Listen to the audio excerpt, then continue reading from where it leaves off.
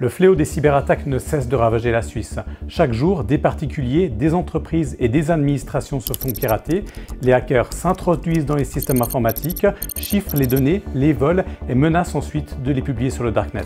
Il y a bien sûr eu l'électrochoc créé par le piratage de la commune vaudoise de Rolle en août 2021 et ensuite de très nombreuses entreprises sont fait pirater. Il y a eu par exemple Comparis, Amag ou encore Swissport et tout dernièrement les laiteries réunies à Genève. Et puis à Neuchâtel, on a vu que l'université mais aussi des cabinets médicaux ont été la cible des hackers. Souvent, ce sont des données très sensibles qui sont publiées sur le darknet, pratiquement à la portée de tout le monde. Il peut s'agir du nom, du prénom, de l'adresse physique, de l'adresse email, du numéro de téléphone, de la religion d'une personne. On a aussi vu des contrats de travail, des certificats médicaux et également des données médicales très sensibles. Parmi les victimes des pirates, il y a DBS Group, propriétaire notamment de la régie Domisim. Cette société avait refusé de payer une rançon. Du coup, les hackers avaient publié sur le darknet une partie des documents de ce groupe basé à Lausanne. Au moment de l'attaque, quelles mesures prenez-vous? Alors la première des mesures, c'est que nous activons le dispositif de ce qu'on appelle de crise avec les personnes spécialisées. On coupe tous les flux vers l'extérieur, le temps de vérifier ce qu'il se passe. Donc on coupe tout ce qui est à Internet et on coupe des flux à l'intérieur aussi. Et puis bien entendu, nous commençons à informer tous les collaborateurs et tout de suite derrière, nous réactivons des infrastructures de secours puisque nous vérifions et nous sécurisons les infrastructures potentiellement attaquées. Vos données ont été publiées en partie sur le darknet avec quels dégâts? Alors, aucun dégât, si ce n'est bien entendu du dégât désagréable d'image, parce qu'on n'a pas envie de ça, mais néanmoins, notre cas n'est pas un cas de vol de données, donc de rançon. Le but, ce n'était pas de voler des données, il y a très peu de données volées, et aucune donnée sensible ou métier qui sont lisibles que par des logiciels spécialisés. Avec une infrastructure informatique paralysée, est-ce que ça crée un choc chez les employés à court terme et à moyen terme? Alors, un choc, non, pour la plupart d'entre eux, si ce n'est qu'il a fallu beaucoup informer, leur donner des réponses, leur donner des informations. Certains, par contre, l'ont moins bien vécu, mais c'est une très faible minorité parce que ça venait juste après le Covid.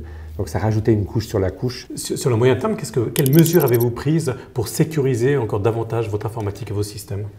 Ça confortait des directions prises il y a déjà quelques années, à savoir des environnements sur le cloud, avec différents providers, avec des couches de sécurité. Ça nous pousse à pousser nos prestataires externes à aller plus vite. On a rajouté peut-être encore certaines couches de communication auprès des collaborateurs pour être sûr qu'ils ne font pas d'erreurs eux-mêmes parce que la technologie a des limites. Quels conseils donneriez-vous aujourd'hui à d'autres dirigeants d'entreprise qui se feraient pirater, qui risqueraient de subir ce préjudice? Alors deux, déjà un parce que ça va se passer, la question n'est pas si ça se passera. Donc de ne pas penser que la technologie va protéger de tout, mais que c'est l'humain, et c'est là qui est très intéressant, c'est que c'est l'humain et la réactivité en fonction du cas, du moment où ça se passe, de qu'est-ce que c'est ce cas.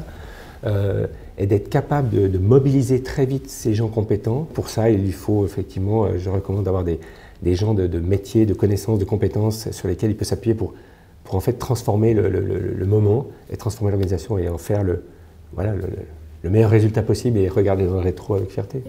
Très vite se pose la question de la rançon.